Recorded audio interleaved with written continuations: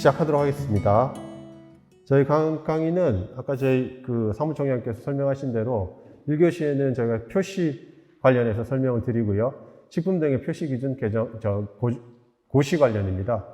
그리고 2교시에는 설정 기준 해서 식품 기준과에서 같이 설명을 해 주시겠습니다. 그래서 제가 1교시 설명하고 현장에서 진짜 그 시간 궁금하신 사항만 한두 가지 저희가 질의응답을 받고 2교시 하시고 마지막에 몰아서 1, 2교시 몰아서 또 궁금하신 사항은 다 답변 드릴 수 있도록 그렇게 하겠습니다. 그래서 소비기한 개요부터 저희가 구체적인 표시 방법들 그리고 그에 관련된 품목 제조보고 상황이라든지 이렇게 설명드리도록 하겠습니다. 오늘은 소세지 스크램블을 만들어 볼까요? 재료를 꺼내고 유통기한? 아니죠. 앞으로는 소비기한. 소비기한 표시제도, 식품 소비의 새로운 기준입니다. 과학적인 검증을 거쳤으니까 더 안심하고 드세요. 아는 만큼 안심이 보여요. 제 얼굴 보시다가 연예인 얼굴 보니까 확 다르시죠, 그죠? 느낌이? 지금 저희 편스토랑에 출연하고 계신 유수영 배우님, 저희가 홍보 모델로 활용해서 동영상을 제작했고, 또 이와 관련된 자료들, 제가 레플렛이라든지, 포스트라든지, 이런 것들 제작했고, 최근에도 저기 개그맨 김준호 분하고 이제 거기 소속사 개그맨들이 같이 또 홍보 영상 찍어가지고 홍보물들을 이제 저희 교육 홍보용으로 배포하고 있습니다. 그래서 조금 이따가도 제가 설명드릴 텐데 그런 내용들 좀 많이 자료로 활용해 주시고 확산을 부탁드립니다. 본격적으로 소비기한 저희가 이제 정의는 그동안 저희 보도자료라든지 법률 개정 시에 많이 이제 공유가 되었고, 기존의 유통기한이 제품의 제조일로부터 소비자에게 유통 판매가 허용되는 기한의 영업자 중심의 제도였다면 소비기한은 섭취 가능한 기한을 소비자에게 명확히 알려주겠다는 취지의 소비자 중심의 제도입니다. 여기서 조금 제가 그간 내용하고 조금 혼돈 부분이 있어서 설명드리자면 이 EXP가 Expiration Date라고 해서 기존의 유통기한의 영문약으로도 사용을 했습니다. 사실은. 근데 이제 기존에 이게 사실은 만료기한의 의미인데 우리가 1985년도 유통기한 들어올 때 이 만료기한을 굉장히 보수적으로 유통이 만료되는 기한으로 해석을 해서 적용을 해왔던 거죠, 사실. 근데 지금 의약품에서도 사용기한이라는 용어를 사용하고 있긴 한데 그래서 이 만료기한의 개념을 이제 섭취의 만료로 적용을 하겠다는 의미에서 기존의 영문약칭은 유통기한이 할 때도 EXP였는데 소비기한일 때도 똑같이 사용이 된다는 점 좀 참고로 말씀드리고요. 그래서 기존의 소비기한이 이제 품질 안전 한계 기간이라 해가지고 품질이나 아니면 부패나 제품이 변하는 그 시점을 기준으로 해서 그거보다 이제 안전 개수, 안전 마진을 둬서 한 60, 70% 선에서 설정한 것이 유통기한이었다면 소비기한은 그거보다 조금 더 연장되는 개념이라고 이해하시면 쉬우실 것 같습니다. 그래서 이제 저희가 이제 계속 홍보될 때 쓰는 그래프인데요. 제조 일자로부터 품질 안전 한계 기한까지가 예를 들어서 10일이라면 유통기한은 60, 70%선에 한 6, 7일. 소비기한은 그거보다 조금 더 늘어나는 개념으로 이해하시면 될 것 같고 자세한 소비기한 설정 이런 부분이 2교시 때 되니까요. 확인하시면 좋을 것 같습니다. 그래서 기본적으로 그럼 소비기한이 왜 도입되었느냐인데 요걸 조금 설명을 드리면 저희가 이제 보통 식품 규정도 마찬가지, 다른 규정도 마찬가지인데 표시 기준은 이제 국회에서 개선 요구가 있으시든지 산업계, 소비자 단체 아니면 이렇게 해서 개선 요청이 있을 때 저희가 이제 개정을 검토하게 되는데 이런 경우는 저희가 그 전에 물론 소비기한 도입에 대한 내용이 이번이 처음만은 아니었습니다. 2010년 초반에 2012년 13년도 때 그때도 산업계에서 소비기한 표시제가 필요하다는 요구가 있으셨어요. 이제 전체적으로 아까 설명드렸듯이 약간 이제 판매 기한이 연장되는 개념이다 보니 아무래도 산업계에서는 영업자들께서는 그래도 조금 영업적인 이익이나 재고 관리나 이런 거에 이득이 있다는 취지하에 추진을 했었는데 그 당시에는 소비자 단체 쪽에서 조금 반대가 있으셨어요. 아직 유통 판매의 냉장 환경이 그렇게 신뢰가 가지 않는다. 그래서 조금은 우리는 시기상조가 아니겠는가 해서 그때는 이제 다시 무산이 됐는데 그리고 한 십몇 년이 흐른 뒤에 이제는 사실 결정적인 계기로는 저희가 코덱스라고 국제식품규격위원회에서 원래 유통기한이라는 정의가 있었는데 그 유통기한 정의가 18년에 삭제가 되었습니다. 그 삭제의 목적이라는 게 그동안 이 유통기한을 섭취가 완료되는 기한, 그러니까 그 이상 먹으면 안 되는 기한으로 인식을 하셨고 유통기한 자체를, 그리고 이 기한이 지나면 드셔야 될지 말아야 될지 식품을 폐기해야 될지 이렇게 자의적으로 해석하시거나 혼란이 있었습니다. 그래서 그런 거를 방지하고자 코덱스에서도 정의를 삭제를 했고, 그래서 저희는 이제 뭐 식품 폐기물 감소, 그리고 소비자에게 섭취 기한에 대한 명확한 정보 제공, 그리고 국제적으로 그런 아까 뭐 코덱스나 다른 그 OECD 대부분의 국가에서도 유통기한 대신 소비기한을 사용하고 있는 실정입니다. 그런 국제적인 추세를 반영해서 저희도 도입을 하게 되었습니다. 아까 첨언 드리자면 그 2010년대 이제 산업계에서는 그렇게 요구를 하셨고 소비자단체는 반대하셨는데 이번에 조금 양상이 조금 달랐습니다. 이번에는 소비자단체에서는 오히려 그렇다. 그 10몇 년 전에 비해서는 여러 가지 유통 환경이나 우리 소비자들의 인식이 예전보다는 더 개선되었다. 그래서 우리도 다른 선진국처럼 도입의 시기가 되었다라고 판단하셔서 지지를 해주셨고, 다만 이제 산업계에서는 대부분의 산업계는 이제 찬성을 하셨는데 이제 낙농 유업계에서 조금 이제 반대가 있으셨는데, 반대하실 때 두 가지가 이제 반대가 있으셨는데 우유라는 게 온도에 굉장히 민감한 제품이잖아요. 그래서 여전히 그 낙농 유업계에서는 우리 유통 환경을 조금 여전히 신뢰하지 못하겠다, 이제 이런 의견이 있으셨고, 공교롭게도 또 저희가 이제 유제품이 2025년도에 FTA 때문에 관세가 제로가 됩니다. 그러다 보니까 이게 아무래도 유통기한보다는 소비기한이 연장되는 개념이다 보니까 다른 수입 제품하고의 경쟁력을 우려를 하셨습니다. 그래서 국내 시장이 우려가 된다는 그런 의견들이 있으셔서 우유는 빼고 소비기한을 추진을 이제 반대를 하셨는데, 그래서 그런 상황입니다. 그래서 법안이 저희가 20년 7월에 법안이 발의되었고, 제가 낙농 유업 얘기를 말씀드리는 게 20년 7월에 발의가 되었는데 그렇게 반대 의견이 있으셔서 20년 그 해에는 국회 소위에서 심사가 여부가 됐습니다. 계속 심사라고 해가지고, 그때 이제 문제가 산업계에서 우려하시는 것처럼 그럼 냉장 유통 환경이 어느 정도인지 한번 실태 조사도 하고, 반대하시는 업계들이 있으시니 그런 갈등도 좀 조정해서 다시 심사를 하자는 취지셨고, 그래서 사실은 하면서 조금 더 말씀드리면 그래서 실제로 이제 법 개정 공포는 저희가 21년 8월에 됐는데, 이 당시에 시행은 23년 1월 1일이고 냉장 보관 기준 개선 필요 품목은 8년 이내 적용 유예하겠다라고 법률은 개정을 이렇게 하고요. 그에 대한 세부 사항은 이제 제가 다음 장에 설명드리겠습니다만은, 그렇게 그런 사회 조정, 갈등 조정이라든지 냉장 유통 환경 개선해서 낙농 유업계는 어떻게 할 건지를 이제 조정을 하게 됐습니다. 그리고 밑에 그럼 저희가 법안 개정할 때 애초에 이제 식품안전정보원에서 조사하기로는, 그러니까 연간 소비자는 8,860억 원, 산업체는 260억 원 정도, 그래서 대략 1년에 1조 원 정도. 근데 법률이 만약에 개정되면 이게 단회성으로 끝나는 게 아니라 계속 장기적으로 되니까 10년 정도 사회적 할인율을 감안하면 10년에 저희가 한 7조 5천억 정도의 사회적 편익을 기대하고 있습니다. 제가 우유 얘기하다가 조금 끊어졌는데요.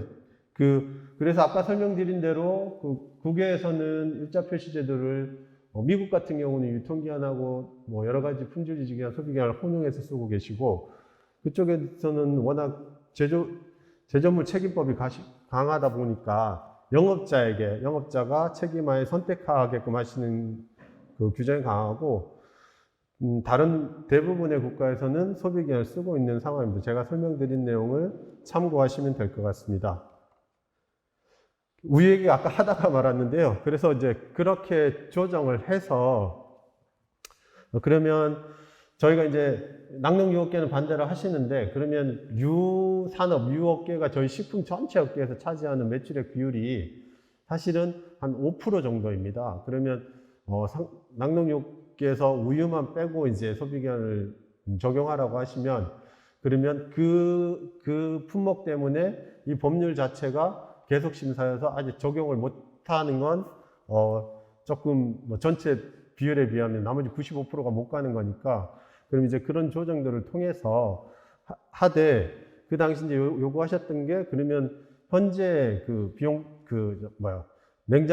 냉장 유통 현 실태가 어떤지를 조사를 하고, 그리고 좀 조정안을 마련을 하라 하셔서, 그래서 그때 저희가 이제 21년 11월이긴 하나, 가을이긴 하나, 저희가 한 80군데를 두 차례 정도 실태 조사를 했었습니다.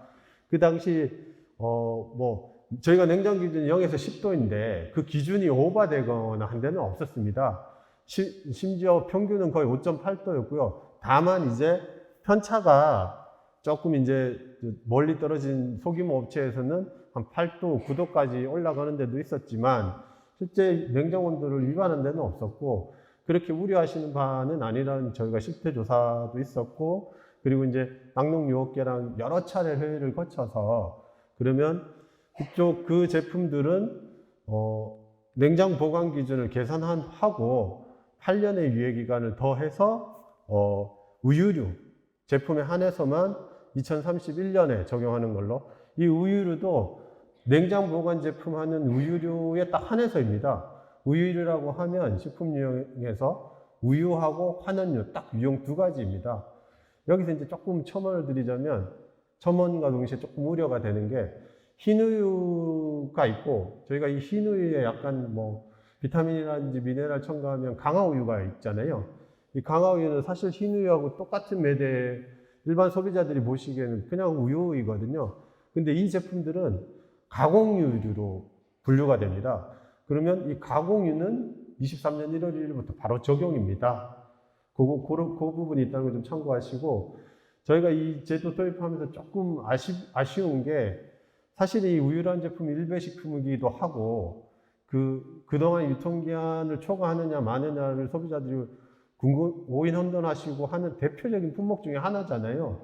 근데 이제 이 제도 도입되면서 그 대표적인 품목이 나중에 좀 도입된다는 게 조금 아쉽기는 한데, 계속 강조 드리는 이유가, 이 제품이 8년 뒤에 시행을 하다 보니까, 여기 계신 분들이나 저도 그렇고, 이제 담당이 바뀌시고, 또 어떤 분들은 퇴직하시고, 이러면 이게 이제 잊혀질 수도 있잖아요. 또 담당이 바뀌시고 하시면. 근데 이제 그렇지 않다는 걸 항상 인지를 해주시면 좋을 것 같습니다. 네.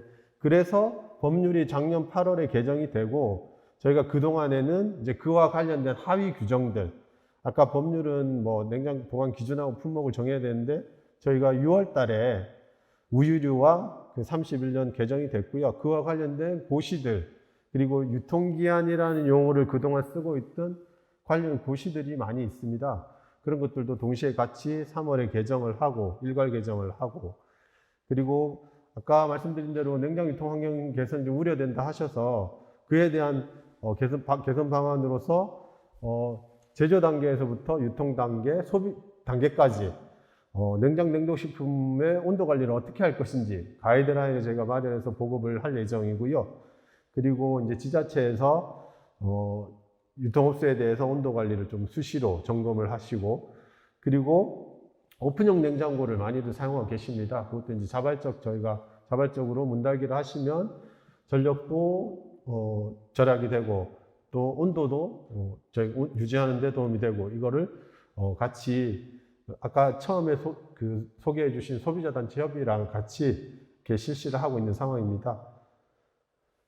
그 외에 저희가 이제 그 영업자들 위해서 소비기한 설정 실험, 유통기한 설정 실험 기준이 원래는 있었습니다. 여기에 이제 여러 가지 내용들을 보강해가지고 소비기한 설정 실험 가이드라인이 9월 말에 저희가 초안은 배포가 됐습니다. 그래서 지금 의견을 수렴하고 있고, 그게 아마 뭐 한 11월, 12월 정도에는 완전히 그 최종안이 나와서 서로 또 공유가 가능할 것 같습니다. 그리고 권장 소비 기한은 그 전에 권장 유통기한하고 같은 개념으로 보시면 될 것 같습니다. 원래 그 유통기한도 마찬가지고 저희가 설정 실험이 기본인데 설정 실험을 생략할 수 있는 경우들이 있었는데, 이번에 워낙 저희가 많은 품목에 대해서 이 제도가 도입되다 보니 뭐 실험 장비라든지 공간이라든지 이런 그 제반 사항이 부족하신 영업자들 위해서 이제 저희가 국가에서 그러니까 예산을 마련해서 제공할 수 있는 방안으로 권장 소비 기한 설정 실험은 지금 4년 사업으로 1년에 50개씩 해서 200개 품목을 진행 중에 있고, 자세한 내용은 2교시 때 또 자세한 내용 확인하시면 좋을 것 같습니다. 그래서 제가 처음에 이 강의하기 전에 계속 강조를 드리는데요. 이제 이런 뭐 제도도 바꾸고 규정도 바꾸고 여러 가지 가이드라인도 마련하고 이런 부분들이 있지만, 사실 이제 제일 중요한 건 이 제도가 시행되고 바뀐다는 거를 영업자분도 마찬가지고 소비자들한테 알리는 게 제일 급선무이고 제일 최우선의 과제입니다, 사실은. 그래서 저희가 이제 저희 식품안전나라에 소비기한 부분만 카테고리를 만들어 가지고 누리집을 개설을 했고요.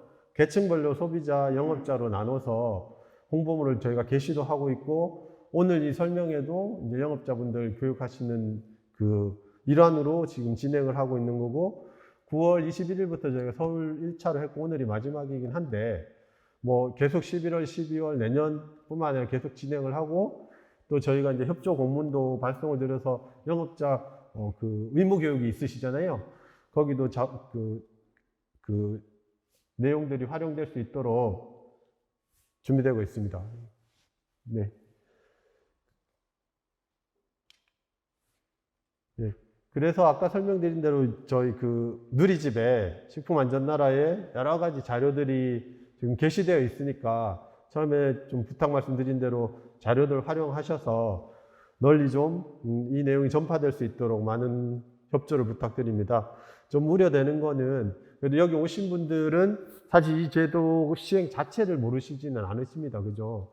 그동안에 저 식품제조가공업이시나 축산물 제조가공업에 계신 분들은 뭐 이거 그동안의 언론 보도라든지 그 전에 저희가 뭐 또 교육 자료라든지 그리고 이런 자료들이 작년부터 계속 올해 초 뭐 작년부터 영업자 설명회에서도 있었고 공유가 됐기 때문에 모르시지는 않으실 것 같은데, 다만 이제 즉석 판매 제조가공업자라든지 이런 분들은 이 시행 자체를 좀 모르실 수 있어서 우려가 되는데, 거듭 좀 강조해 말씀드리자면 저희 협력업체들, 자회사들, 그 이웃에 계신 분들 홍보 많이 부탁드리겠습니다.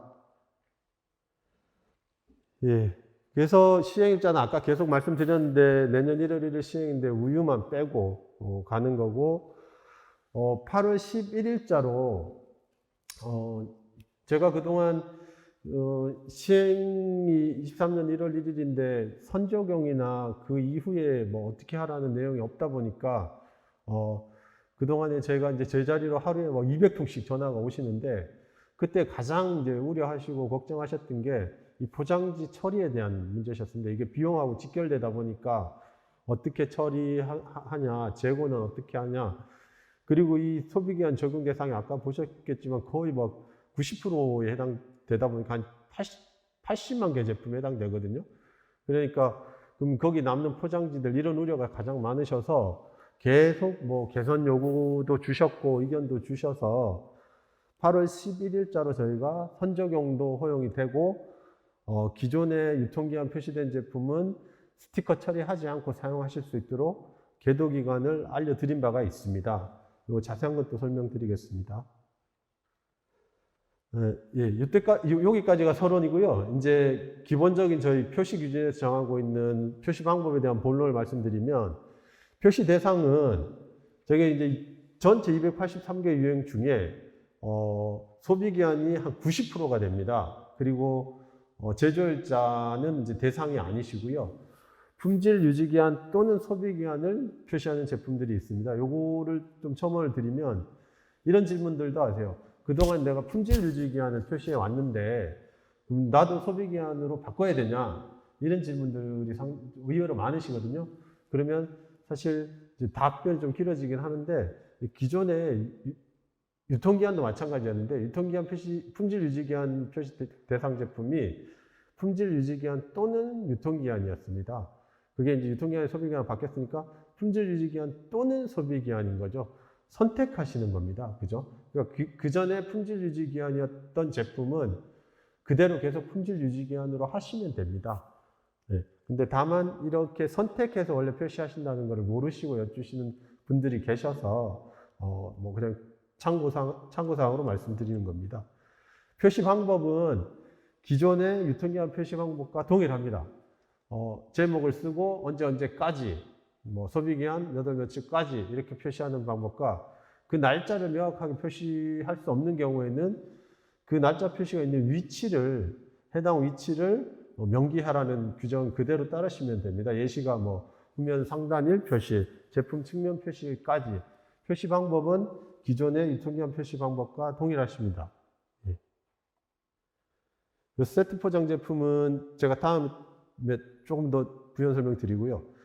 이 스티커 처리는, 요거는 아까 설명드렸듯이 저희가 올해 8월 11일 전만 하더라도 선적용하고 계도기간이 부여가 안 되다 보니까 저희가 답변 드릴 수 있는 내용이 제한적이었습니다.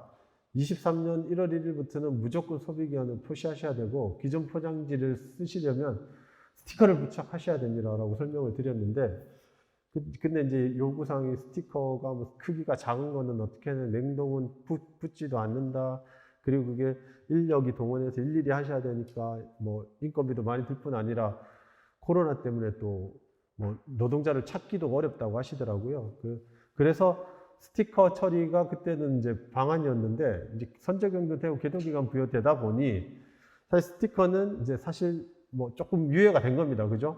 왜냐하면 내년에는 굳이 스티커 안 붙여도 되니까.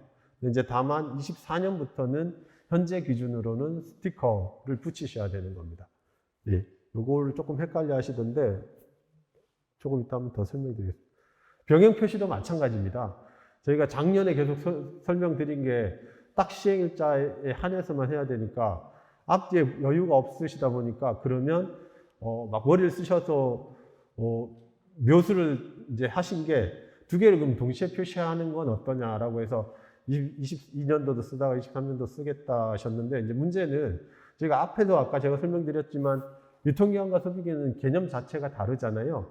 근데 동일한 날짜를 유통기한점 소비기한 이렇게 하는 거는 개념과 취지에 맞지 않습니다. 근데 다만 바람직하지는 않으신데, 뭐 그렇다고 그게 행정처분 대상은 아닌 거죠. 저희가 원래 어떤 날짜를 표시하라고 했고, 그게 없으면 문제가 되겠지만 표시를 하셨기 때문에. 그런데 요거가 이제 계도기간 선적용 부여가 됐으니까 사실 이거는 이제 고민하실 문제가 아닙니다. 다만 이제 계속 이거를 설명드리는 이유는 애초에 3월 달부터 저희가 도입될 때 작년부터 설명드린 내용이 있어서 또 혼돈하실까 봐 한 번 더 설명을 드리고, 여전히 이거를 두 개를 또 같이 표시하시는 업체가 있으세요.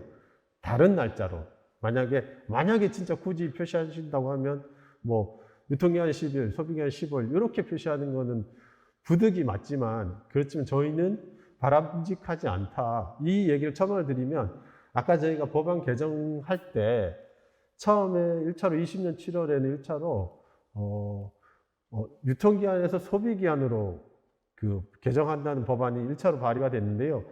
2차로는 21년 2월인가요? 그때는 그럼 두 개를 다 병기하자는 법안이 발의가 됐었는데, 이 2차 법안에 대해서는 산업계에서는 또 그거를 두 줄로 표시를 하셔야 되니까 또 다른 장비를 또 마련하셔야 되고, 그럼 두 개를 쓰면 또 소비자가 날짜가 또 두 가지니까 또 오인 혼동 우려가 있으시고, 이게 또 저희가 이제 법률 개정안이 되면 그 국외에 또 의견 조회를 구하거든요.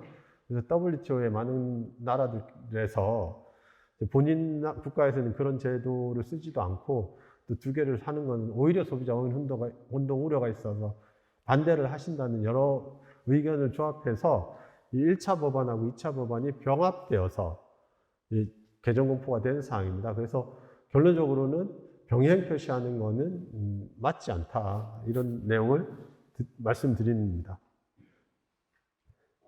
행정처분 기준은 기존의 유통기한 표시 내용하고 동일합니다. 이게 뭐 행정처분 기준이 바뀌거나 하진 않았습니다. 제가 예시로 오늘 그냥 제조가공업하고 즉석판매 제조가공업만 제가 예시로 가져왔는데요. 이게 지금 시행규칙에 보시면 영업자별로 이 기준이 나눠져 있습니다. 요거는 법령식 참고하시면 좋겠고, 오늘 오신 분들 이거랑은 상관없으실 거니까, 그죠?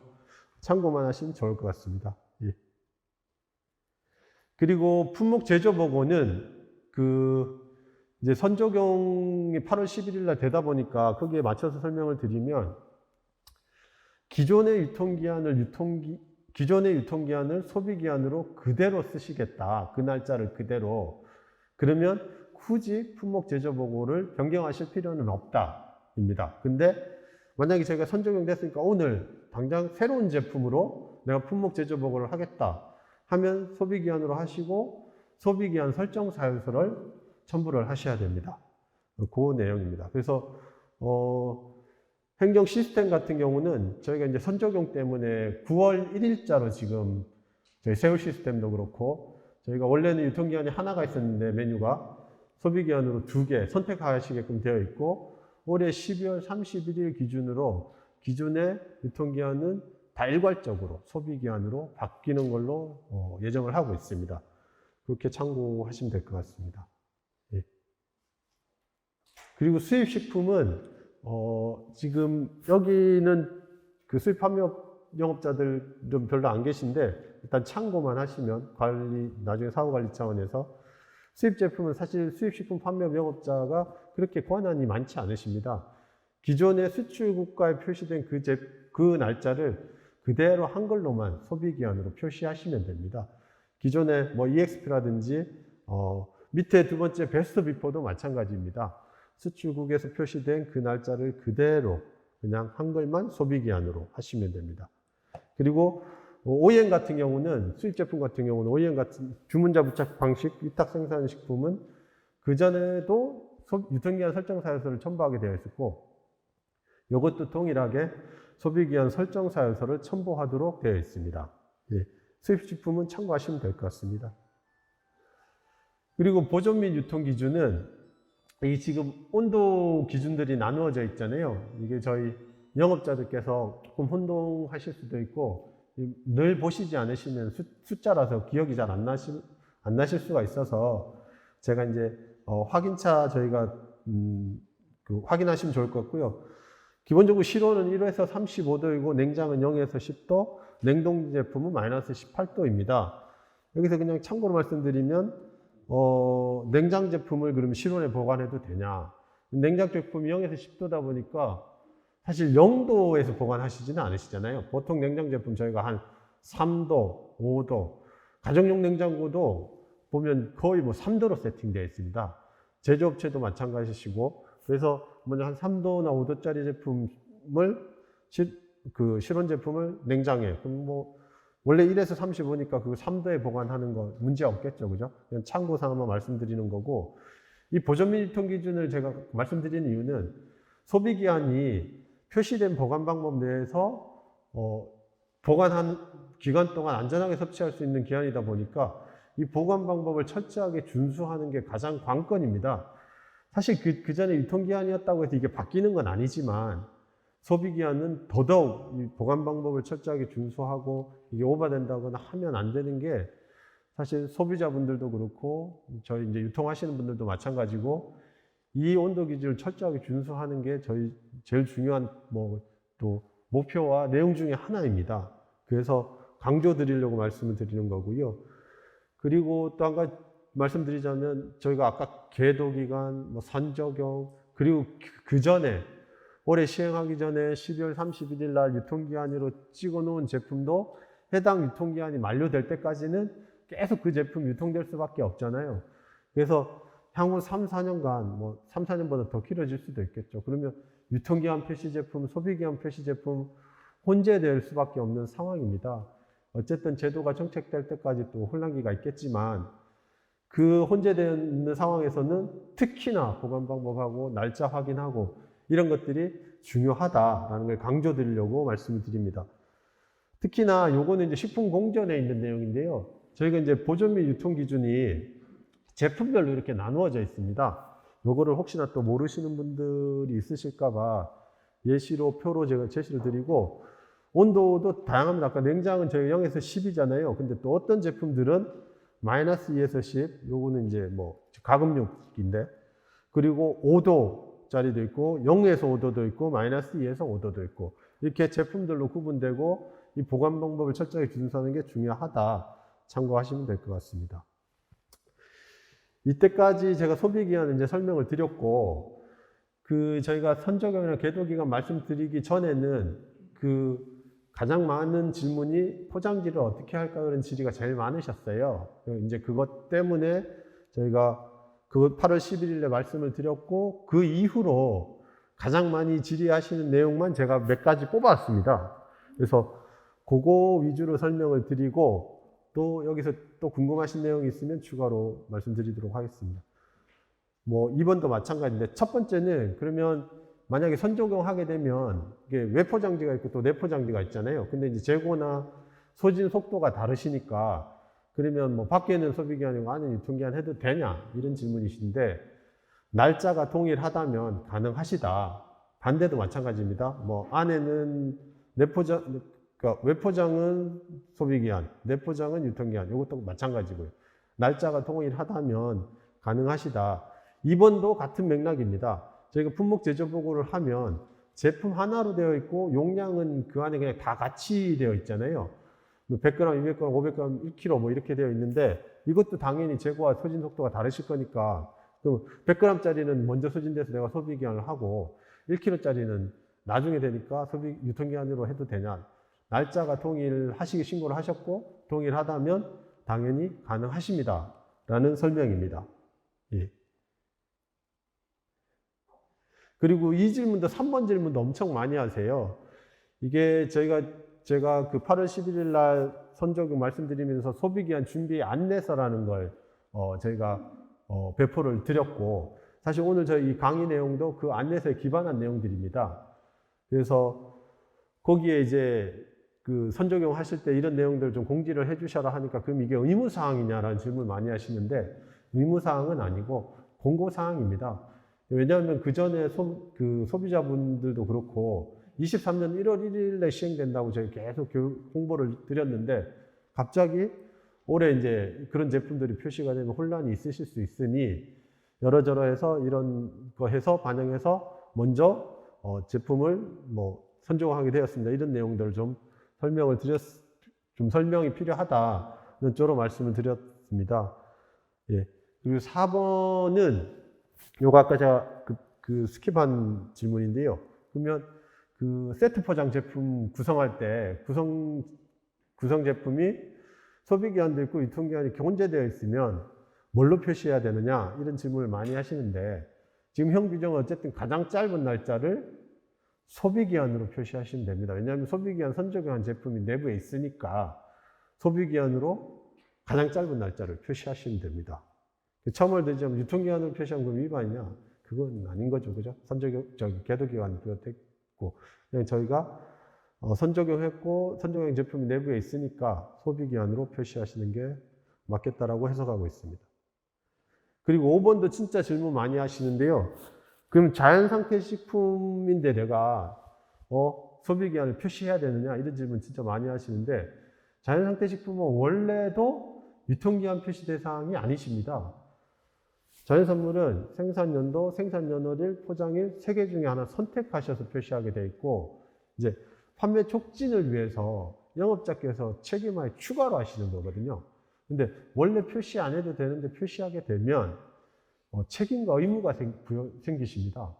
그죠? 그 유통기한 표시 안 해도 되는데 표시하면 그 오버되면 이제 처분 대상이 되시잖아요. 그러니까 잘 감안하셔서 판단하셔야 되는데 이제 이 자연산물이다 보니까 원래도 유통기한을 표시했으니까 나도 소비기한 표시 대상이야 이렇게 물어보시거든요.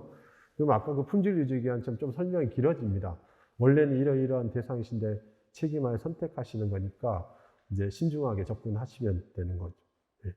그러니까 원래는 표시 대상은 아니십니다. 그죠? 근데 판매 촉진 위해서 책임하에 추가로 하시는 거다라는 설명을 드리고 6번도 진짜 질문 많이 하십니다.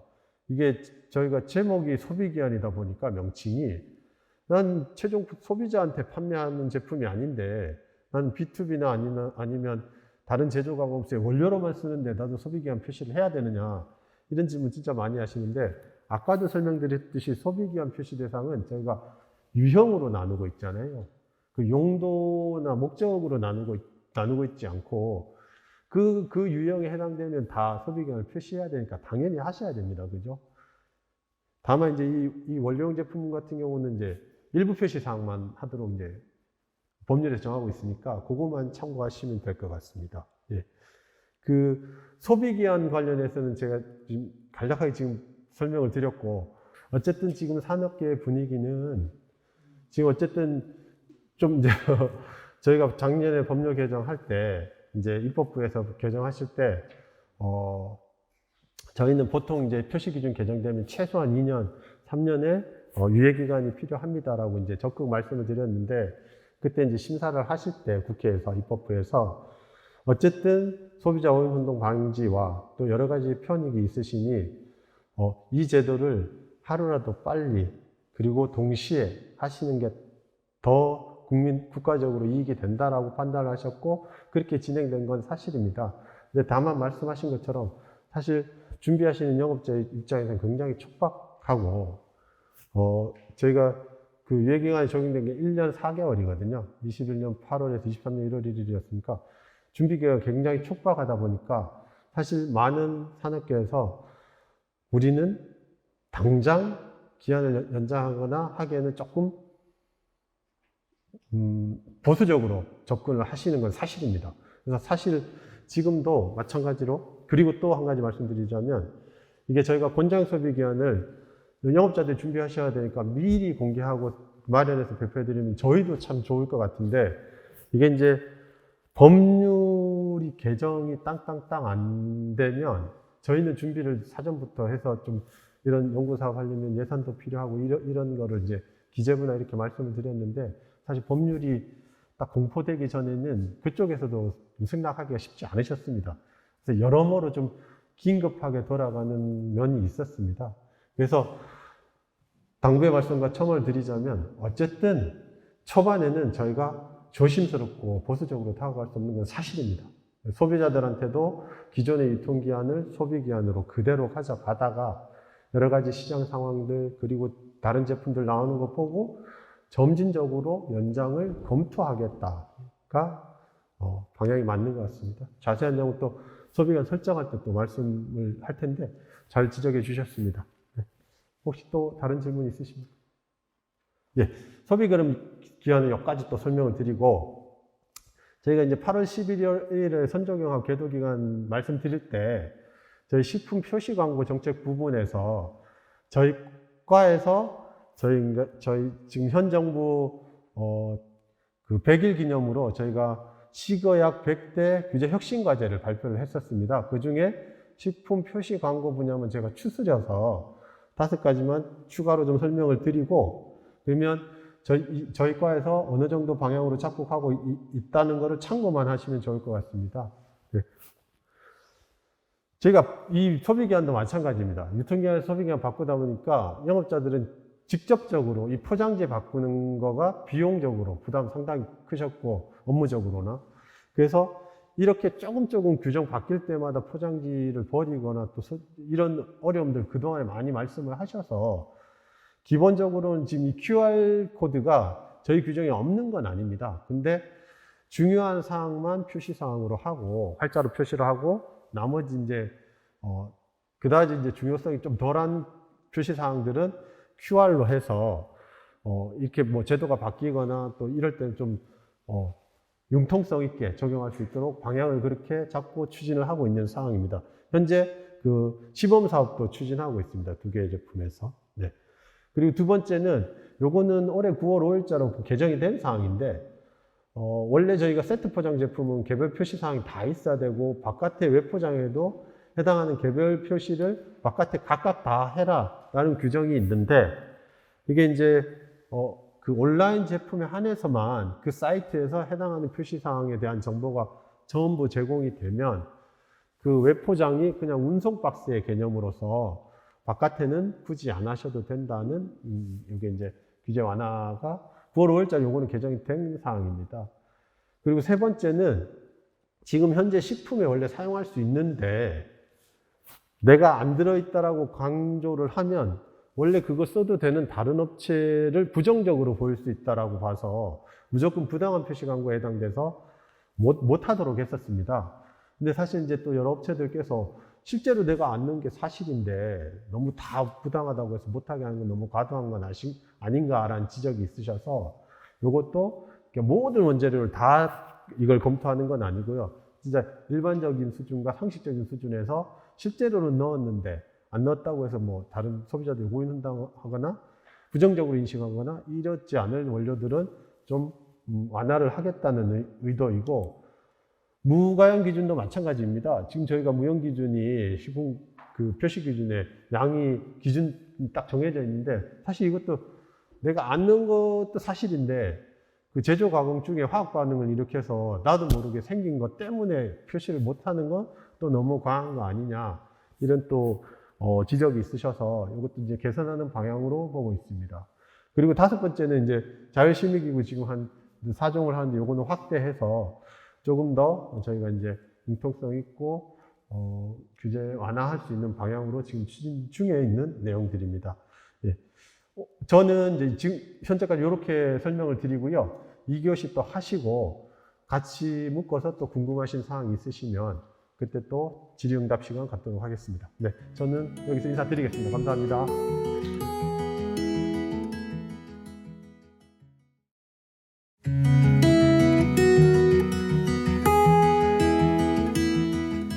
오늘 제가 말씀드릴 내용은 식품 등의 소비기한 설정 기준과 설정 방법에 대한 사항입니다. 오늘 말씀드릴 순서고요. 네, 먼저 소비기한과 관련된 규정들에 대해서 한번 살펴보도록 하겠습니다. 소비기한이라 함은 정의는 이미 앞서 1교시에서 선생님께서 한번 설명을 해주셨는데 다시 한번 부연 설명하고 넘어가도록 하겠습니다. 소비기한이라 함은 식품에 표시된 보관 방법을 준수할 경우 섭취해도 안전에 전혀 이상이 없는 기한으로 정의를 하고 있습니다. 이러한 소비기한이란 정의는 식품공정과 식품 등의 표시 기준에서 정하고 있고요.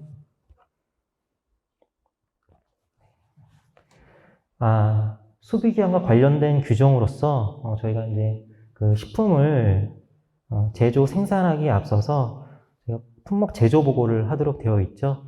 품목 제조 보고를 할 경우에 소비기한 설정 대상 식품의 경우에서는 소비기한 설정 사유서를 함께 제출하도록 정하고 있습니다. 또한 그 소비기한의 연장 사유가 발생했을 때에는 소비기한 연장 사유서와 함께 그 품목 보고 변경을 하도록 되어 있고요. 네, 수입식품을 수입해서 판매하려는 경우에 있어서 특별히 그 주문자 부착 수입식품을 판매하려는 경우에 있어서는 소비기한 설정 사유서 또는 소비기한 연장 사유서를 함께 제출하도록 규정을 하고 있습니다.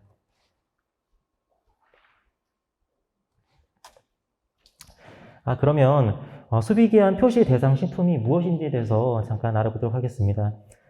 일반적으로 소비기한 표시 대상 식품이라 함은 식품을 보존, 저장하는 기간 동안 그 제품의 품질 변화나 변질에 대한 우려가 있는 식품들 전체를 대상으로 생각을 하시면 되겠습니다. 보시다시피 그 설탕, 빙가류, 식용 얼음, 그리고 맥주, 탁주, 약주처럼 도수가 낮은 주류를 제외한 일반적 주류에 대해서는 보시면 아시겠지만 이 제품들을 보관 저장할 때 부패나 변질료가 없겠죠. 이런 제품의 경우에는 굳이 소비기한을 설정할 수 없기 때문에 소비기한 표시 대상 식품에서 제외가 되고요. 그 위에 제품들이나 식품들은 표시 대상 식품으로 보시면 되겠습니다. 품질 유지기한 표시 대상 식품도 소비기한 표시 대상은 아닌데요. 앞서 1교시에서 말씀하셨다시피 품질 유지기한을 소비기한으로 표시하는 경우에는 소비기한으로 설정하셔서 표시하실 수 있습니다. 네, 표시 좀 방법에 관해서는 생각하도록 하겠습니다. 소비기한 설정 기준과 관련해서 저희 그 식약처에서는 정식 명칭은 식품, 식품 첨가물, 축산물 및 건강기능식품의 소비기한 설정 기준이라는 고시로 지금 저희들이 고시하고 있고요. 이를 줄여서 식품 등의 소비기한 설정 기준이라고 합니다. 식품 등의 소비기한 설정 기준은 이전에 있었던 식품 등의 유통기한 설정 기준을 변경 고시함으로써 규정된 고시이고요. 기존에 있는 유통기한 설정 기준과 이번에 올 4월에 고시된 소비기한 설정 기준과 주요 변경사항으로서는 제가 내년도 2023년 1월 1일자로 소비기한 표시제가 도입되면서 유통기한이라는 용어가 소비기한으로 전면 변경됐습니까? 그렇기 때문에 기존의 유통기한 설정 기준에 있었던 유통기한의 용어가 다 소비기한으로 변경이 되었고요. 그리고 기존 유통기한 설정 기준에 없었던 품질 안전 한계 기간이라는 용어가 새롭게 도입되어서 소비기한 설정 기준에는 새롭게 정의되어 들어와 있습니다. 저희가 그 소비기한 설정과 관련해서 자세한 사항을 고시에는 다 담기는 어렵습니다. 그렇기 때문에 저희가 그 고시에 담지 못하는 내용들을 좀 더 풀어서 안내를 드리고자 저희가 식품동의 소비기한 설정 실험 가이드라인이라는 민원인 안내서를 저희가 마련을 했고요.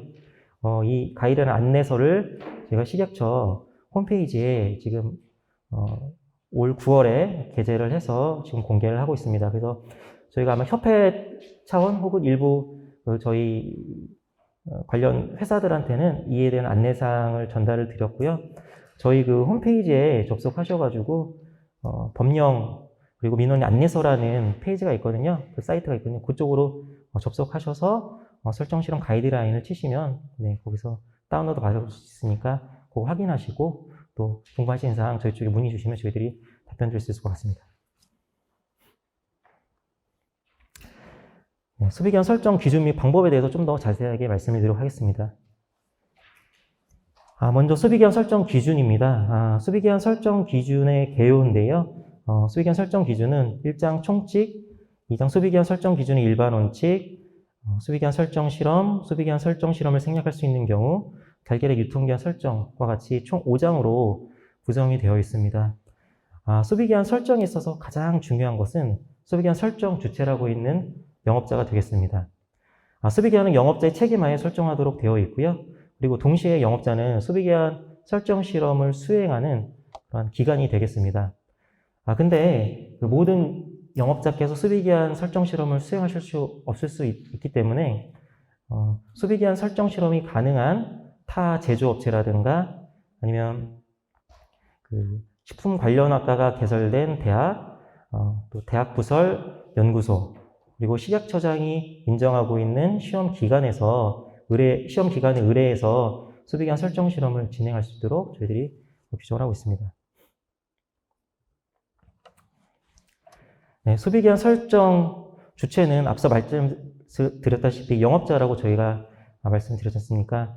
그럼 그 영업자 가운데서도 좀 더 구체적으로 과연 누가 소비기한 설정 주체가 되겠느냐? 식품 제조 가공업자, 그리고 식품 첨가물 제조업자, 수입식품 등 수입 판매업자인데 여기서 말하는 수입식품 등 수입 판매업자는 주문자 상표 부착 수입식품 등을 수입 판매하는 업자들이 되겠습니다. 그리고 축산물 가공업자, 식용포장 처리업자, 건강기능식품 제조업자가 소비기한 설정 주체로서의 영업자에 해당이 되고요. 수입식품과 관련해서 OEM 수입식품을 수입 제조하는 자 외에도 냉장식품, 냉장 수입품 경우 수출국에서 유통되는, 보존 유통되는 조건하고 국내에서 보존 유통되는 조건이 다를 경우, 그 경우에도 수비기한 설정을 하셔야 하고요. 그리고 수출국에서 정해져 있는 수비기한 내에서 또 별도로 수비기한을 정하실 때도 마찬가지로 수비기한을 설정하셔야 합니다. 수비기한 설정 방법은 그 설정기준 4조에서 저희가 규정을 하고 있는데요. 포장 재질, 보존 조건, 제조 방법, 원료 배합 비율 등 제품의 특성과 유통 실정을 고려해서 유해 방지와 품질을 보장할 수 있도록 수비기한 설정을 위한 실험을 실시하고, 설정된 실험을 통해서 도출된 품질 안전 한계 기간 내에서 안전 개수를 적용함으로써 영업자 책임하에 수비기한을 설정하도록 명시를 하고 있습니다. 수비기한 설정 방법과 관련해서는 이렇게 딱 한 문장으로 지금 규정이 되어 있는데요. 이 한 문장에 대해서 자세하게 좀 더 풀어쓴 내용이 뒤에서 설명드릴 민원인 안내서, 설정 실험 가이드라인이 되겠습니다. 수비자 설정 실험에 앞서서 실험 계획을 세우셔야 되는데요. 실험 계획에서 가장 중요한 것이 제품의 특성을 반영할 수 있는 지표를 선정하시는 것이 가장 중요합니다. 그 지표로서 설정될 수 있는 것들은 이화학적, 미생물학적, 관능적 지표로 구분해서 설정하실 수 있고요. 이렇게 선정된 지표에 대해서는 반드시 한계값을 각각 설정을 하셔야 됩니다. 그리고 설정 실험을 하실 때에는 저장 조건을 정하셔야 되는데요. 저장 조건을 정하실 때는 제품이 실제 유통되는 조건을 반영하셔서 저장 조건을 정하셔야 됩니다. 예를 들어 상온 유통 제품이라 하면 보통 15도에서 25도에서 유통되는 게 상온 유통 제품이지 않습니까? 이런 경우 가장 제품의 품질 변화에 영향을 가장 많이 줄 수 있는 온도인 가장 높은 온도 25도는 반드시 포함을 하셔야 하고요. 그리고 25도를 중심으로 3개 내지 5개 구간의 온도 범위를 정하셔서 실험을 수행을 하셔야 합니다.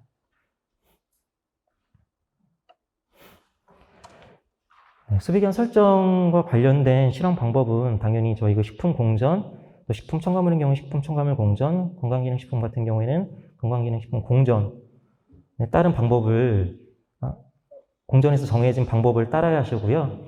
그리고 그 외에도 AOAC나 IOS 등 국제적으로 통용되는 공인된 방법에 따라서 실험을 하실 수 있습니다.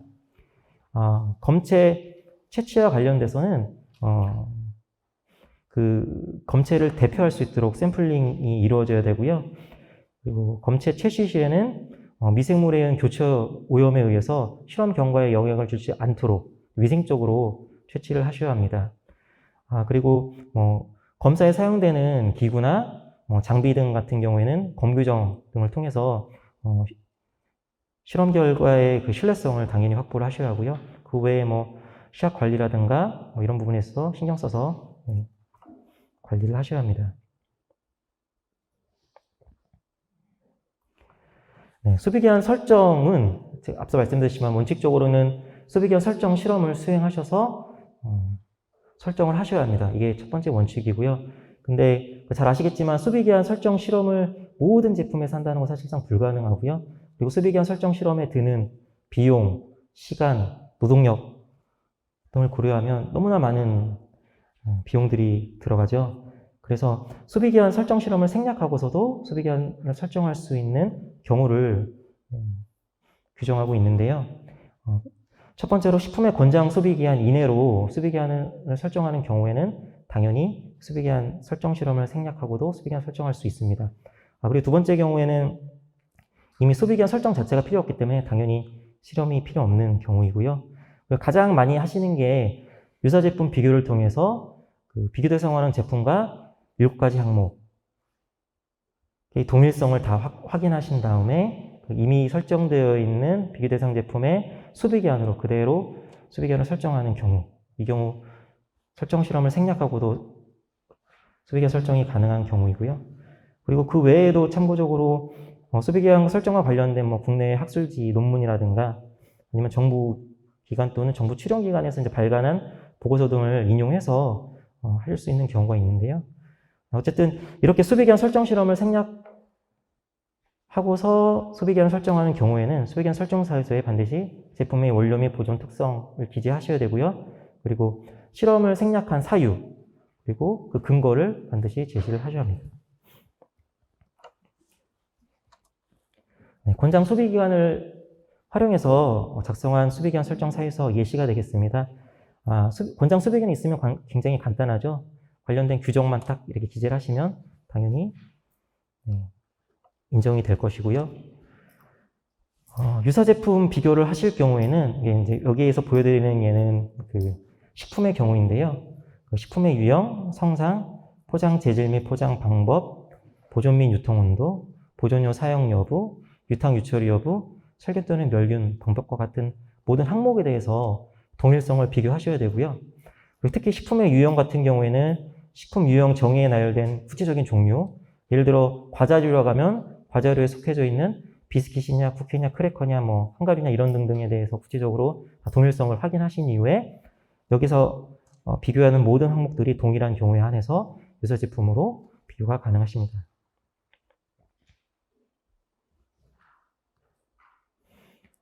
네. 유사 제품 비교를 통하여서 소비기한 설정사유서를 작성한 예시인데요. 보시다시피 제품의 원료 및 보존 특성이 이렇게 기재가 되어야 하고요. 물론 간략하게 기재된 예시입니다. 앞서 말씀드린 그 7가지 사항에 대해서 비교를 하셔서 동일성을 입증을 하셔야 하고요. 그것을 근거로 해서 소비기한을 얼마를 설정했다는 것을 이렇게 밝히셔야 합니다. 지금까지는 저희가 이제 설정 기준이라고 해서 저희 고시에 명시되어 있는 규정들 중심으로 이제 말씀을 드렸고요. 좀 더 저희가 방법론적인 부분, 가이드라인에서 제시하고 있는 내용들에서 말씀드리도록 하겠습니다. 보시는 도표는 그 저장 기간 중 식품의 품질 변화를 나타내는 도표가 되겠습니다. 제품이 저장돼서 쭉 저장 보관되면 품질이 쭉 유지되다가 떨어지기 시작하죠. 이렇게 품질 변화가 일어나는 시점, 이거를 저희들이 품질 안전 한계 기간, 품질 안전 한계 값으로 저희가 정하고요. 이렇게 품질 변화를 나타내는 시점을 그럼 어떻게 알 수 있느냐? 앞서 제가 실험 계획에서 말씀드렸다시피 실험 특성을 반영해서 정하여는 지표, 미생물학적 지표가 됐든 관능적 지표가 됐든 이화학적 지표가 됐든 물리학적 지표가 됐든 그 지표들 중에 가장 먼저 한계값이 도달하는 지점이 있을 거잖아요. 그 값이 바로 여기서 보이는 품질 안전 한계값이 되겠습니다. 이렇게 도출된 품질 안전 한계값에 저희가 이제 안전 계수를 적용을 함으로써 기존에는 유통기한 그리고 소비기한을 설정할 수 있는데요. 유통기한 같은 경우는 안전 계수를 통상적으로 0.26에서 0.7을 주었다면 소비기한은 그보다 좀 연장된 0.7에서 0.9까지 주는 것으로 해서 소비기한을 설정하실 수 있습니다. 소비기한 설정에 있어서 가장 중요한 것은 2가지 개념이 있습니다. 품질 안전 한계 기간을 어떻게 도출할 것이냐, 도출된 품질 안전 한계 기간에 어떤 안전 계수를 적용할 것이냐, 이 2가지가 가장 중요한데요. 사실상 품질 안전 한계 기간은 유통기한 설정과 관련돼서 유통기한 설정 때 사용했던 그 품질 한계값, 안전 한계값과 동일한 개념입니다. 그래서 특별한 사항은 없고요. 그러면 소비기한 설정에서 가장 중요한 건 결국은 그러면 안전 계수를 어떻게 적용할 것이야 하는 부분이 있습니다. 근데 안전 계수 같은 경우에는 잘 아시다시피 통제된 조건에서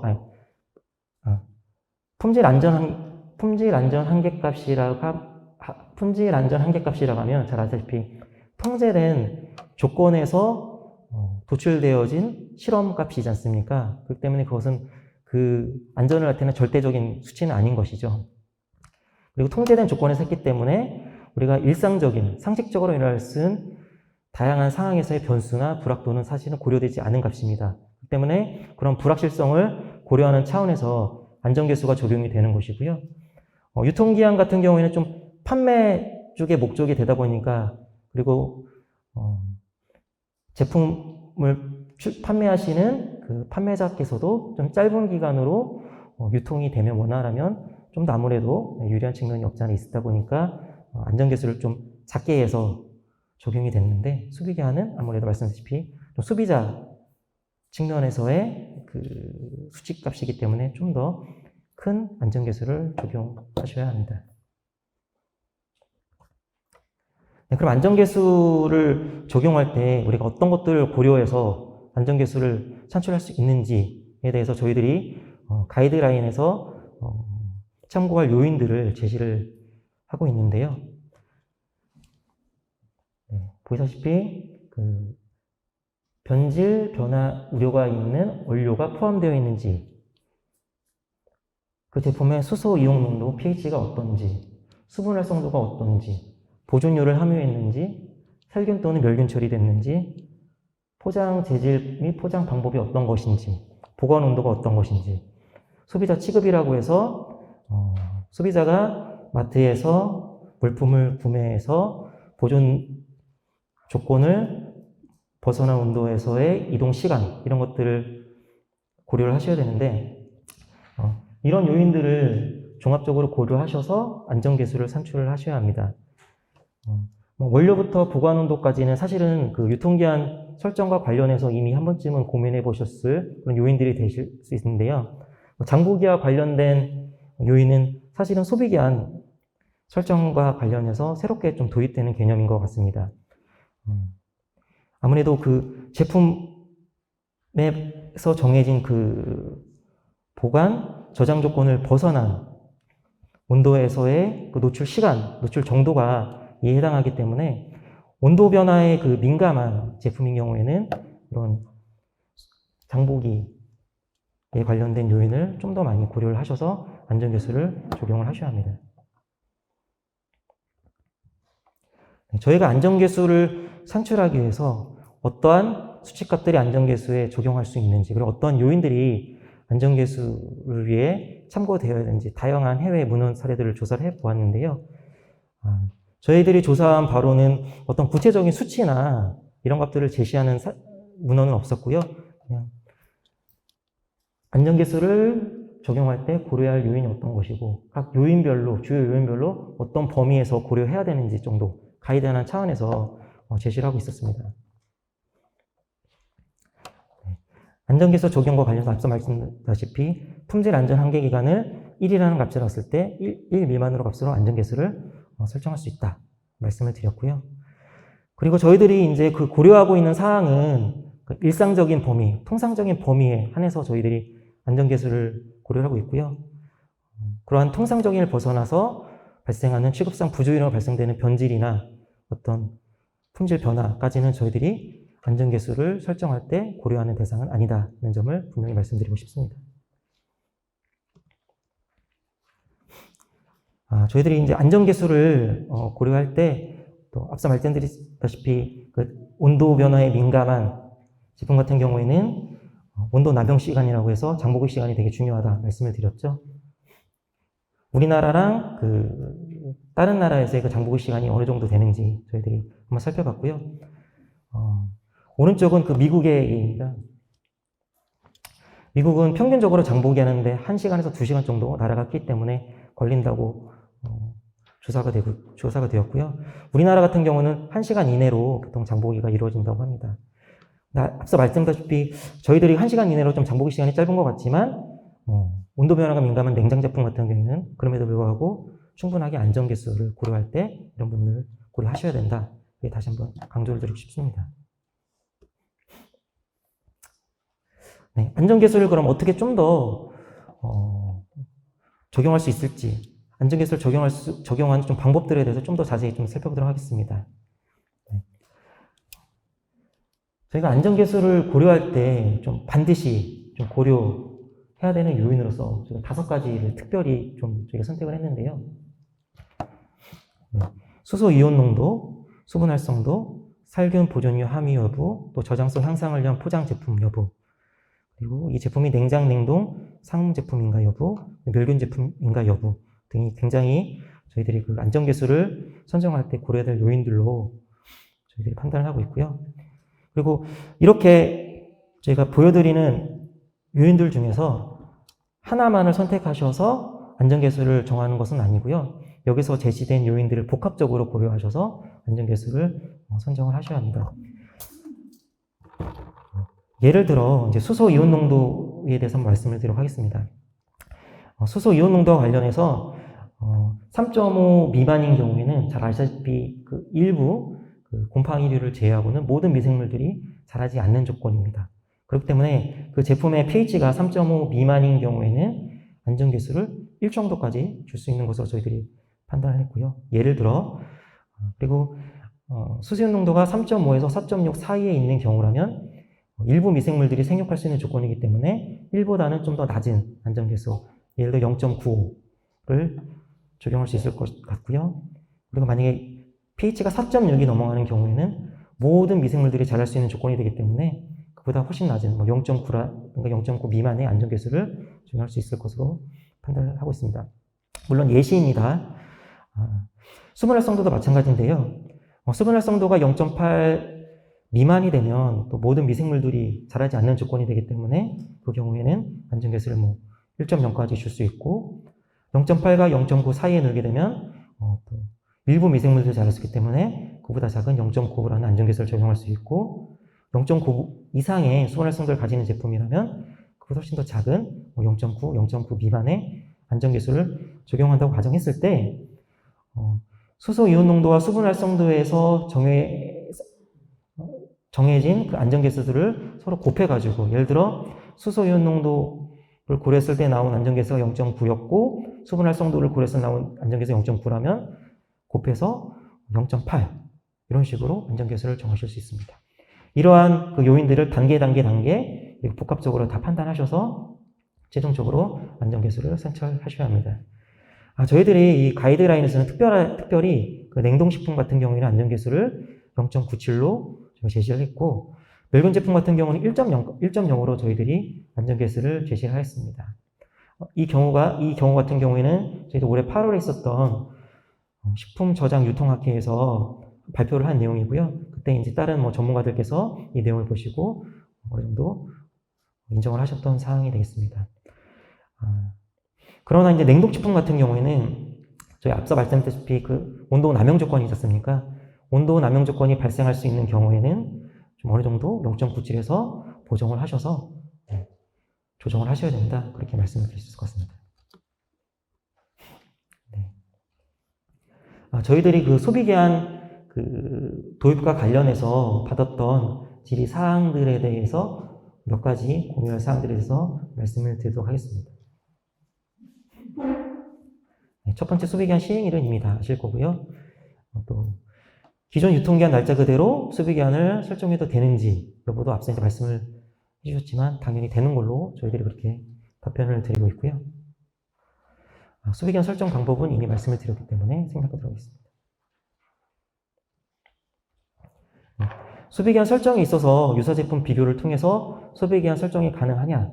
당연히 가능하고요.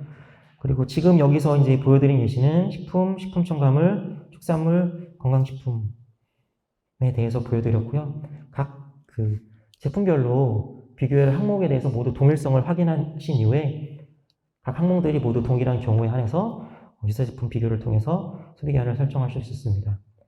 이 외에도 저희 쪽에 많이 이제 그 문의하는 그 질의 중에 하나가 그 OEM 수입 제품의 경우 유사제품 비교를 통해서 소비기한이나 유통기한을 어떻게 설정할 수 있는지에 대해서 참 많이 문의를 하시거든요.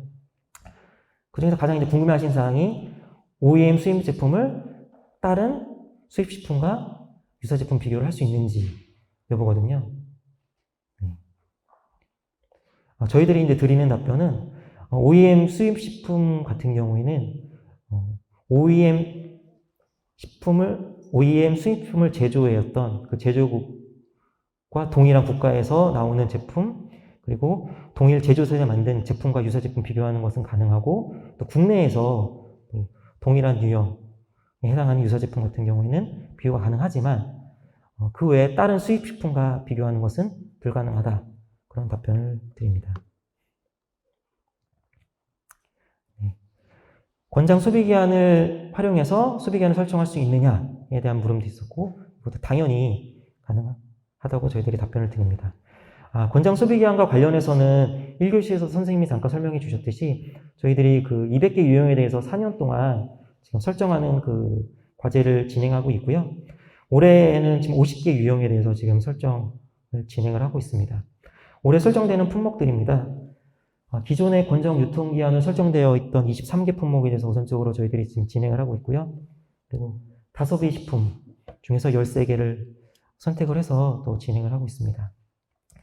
그리고 또 저희들이 그 협회를 통해서 중소업체 의견을 받아서 좀 빨리 권장 소비기한이 설정됐으면 좋겠다 하는 품목들을 저희들이 의견을 청취를 했고요. 거기서 나온 의견을 반영을 해서 저희들이 10개 품목에 대해서 또 권장 소비기한을 지금 설정을 하고 있습니다.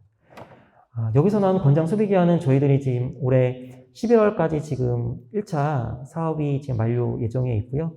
저희들이 그 과제가 종료되는 동시에 저희들이 보고서 형태가 됐든 아니면 협회를 통해서든 그렇게 아마 공유 드릴 수 있을 것 같습니다.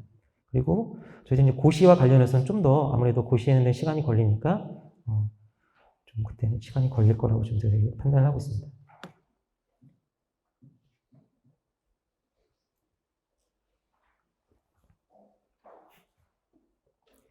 이제 저희들이 그 지금 유통기한에서 소비기한으로 넘어가는 좀 과도기에 있지 않습니까? 그런 과도기 과정 속에서 발생할 수 있는 사례들을 저희들이 내부적으로 검토를 해보았고요. 지금부터 이제 말씀드린 내용들이 저희들이 내부적으로 검토했을 때 가장 궁금해하실 것 같은 그런 사례들을 지금 모아서 지금 말씀을 드리도록 하겠습니다.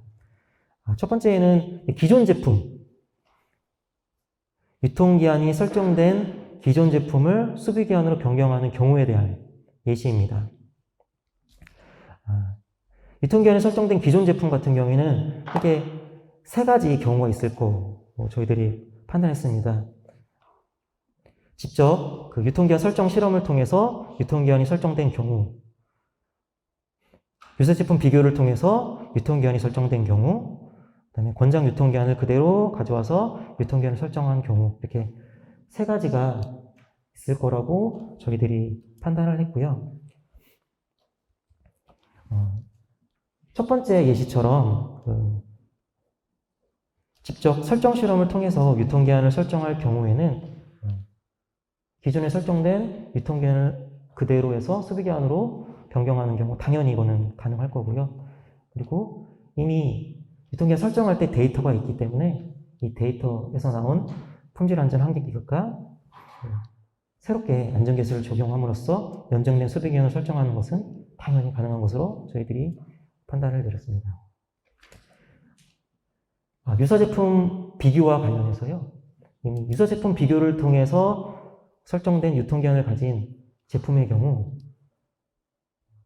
기존 유통기한과 동일하게 소비기한을 변경하는 경우에는 이것도 저희들이 가능한 것으로 판단을 하고 있고요. 두 번째 경우, 유사제품 비교를 통해서 유통기한을 잡았는데 그 비교 대상이 되었던 유사제품이 자사제품이기 때문에 그 유통기한 설정에 대한 모든 데이터를 가지고 있는 경우, 이 경우에는 그 비교 대상 유사제품에 대한 품질 안전 한계 기간도 당연히 알 것이고 그때 적용되었던 안전계수 값도 당연히 알 것이기 때문에 안전계수만을 새롭게 적용해서 소비기한으로 변경하는 것도 저희들이 안전상에 이제 우려가 없을 거라고 판단했기 때문에 가능한 것으로 저희들이 판단을 내렸습니다. 세 번째 경우, 비교 대상 유사 제품의 유통기한과 관련돼서 이게 이제 다른 타사 제품을 비교했기 때문에 어떠한 설정 근거에 대한 자료들이 없는 경우입니다. 근데 이런 경우 안전계수만을 새롭게 적용해서 연장된 기간으로 소비기한을 설정하고 했을 때는 그 설정 근거가 불명하기 때문에 저희들이 안 되는 것으로 그렇게 판단을 내렸고요. 권장 유통기한을 통해서 설정된 제품이라면 동일한 유통기한으로 갈 경우에는 당연히 가능한 것으로, 권장 유통기한보다 연장된 기간, 안전계수만을 새롭게 정의해서 가는 경우에는 불가능한 것으로 그렇게 저희들이 판단을 내렸습니다.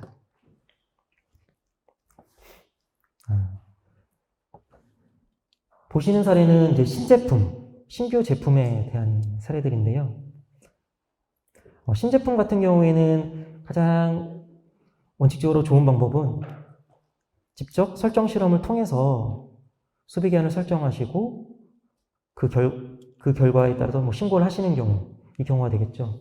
첫 번째 사례인데요. 직접 석결 실험을 하셔가지고 실험 데이터를 통해서 수비 기한을 설정하시는 경우는 뭐 당연히 가능한 거고요. 저희들이 이제 그러면 신제품의 경우 유사 제품 비교를 통해서 수비 기한을 설정하는 경우에 대해서 말씀을 드리면, 저희들이 이제 많이 이제 그 관련해서 공고 드리는 사항이 있습니다. 각 회사별로 그 비교 대상이 되는 대표 유형의 제품들이 있지 않습니까? 그럼 그 제품 같은 경우는 아무래도 그 실제적인 실험을 통해서 유통기한을 설정하셨을 가능성이 높기 때문에 기존에 유통기한 설정했을 때 실험 데이터가 있는 제품을, 대표 유형의 제품을 먼저 안전계수 적용을 새롭게 해서 연장된 기간으로 수비기한을 먼저 설정하시고, 그렇게 설정된 수비기한을 가지는 제품을 비교 대상의 유사 제품으로 해서 신제품들의 수비기한을 설정하는 것, 이거를 저희들이 가장 많이 권고를 드리고 있고요. 그런 경우에 당연히 가능한 것으로 저희들이 이제 안내를 드리고 있습니다. 그런데 아무리 살펴봐도 비교 대상의 유사 제품에 수비기한이 없고 단 유통기한만 있는 경우가 문제가 되겠죠. 이런 경우 그럼 과연 어떻게 그 유사 제품 비교를 통해서 수비기한을 설정할 것이냐. 기존 제품과 마찬가지로 어쨌든 그럼에도 불구하고 기존에 설정된 유사 제품과 동일한 유통기한으로 수비기한을 설정하는 경우에는 마찬가지로 안전상의 우려가 없다고 저희들이 판단하고 있기 때문에 가능한 것으로 그렇게 판단을 내리고 있고요. 비교 대상의 유사 제품 유통기한은 저희들이 이제 그 유통기한을 알고 있고, 그 비교 대상 유사 제품의 그 모든 데이터를 가지고 있는 경우. 이거 같은 경우는 사실은 첫 번째와 그 유사한 사례인데, 첫 번째는 어쨌든 대표형의 제품을 먼저 수비기한으로 전환해서 비교하는 경우가 되겠고요. 세 번째는 대표 선수 제품이 있는데 아무래도 아직 포장재가 남아있어요. 그래서 당장 수비기한으로 전환이 안 돼. 그런데 다른 신제품들이 먼저 나와야 되는 상황, 이런 상황이 되겠죠. 그런 경우에는 어쨌든 기존 대표 유형의 그 비교 대상 제품을 유사 제품으로 해서 거기 안전기술을 새롭게 적용해서 연장된 기간으로 수비기한을 정하는 거, 이거는 가능한 것으로. 다만 그 제품이 비교 대상 제품이 자사 제품으로서 모든 설정 권고에 대한 데이터를 확보한 경우에 한해서 가능한 것으로 저희들이 판단을 내리고 있습니다. 네 번째 같은 경우에는 비교 대상 유사 제품의 유통기한이 있는데 거기에 대한 어떤 설정 근거나 이런 것들을 모르는 상태에서 단순히 안전계수만을 새롭게 적용해서 수비기한으로 선정을 한다? 이거는 불가능한 것으로 저희들이 그렇게 판단을 내리고 있습니다. 그리고 권장 수비기한이 이제 제시가 되면 권장 수비기한 내에서 수비기한을 설정하는 것은 가능한 것으로 저희들이 그렇게 판단을 내리고 안내를 드리고 있습니다. 여기까지가 지금 제가 준비한 그 내용들이고요. 혹시 지금까지 들으신 내용들 중에서 궁금하신 사항이 있거나 하면 질문 받도록 하고, 또 저 외적인 부분 1교시와 관련해서 또 궁금하신 사항이 있으면 같이 질문 받도록 하겠습니다.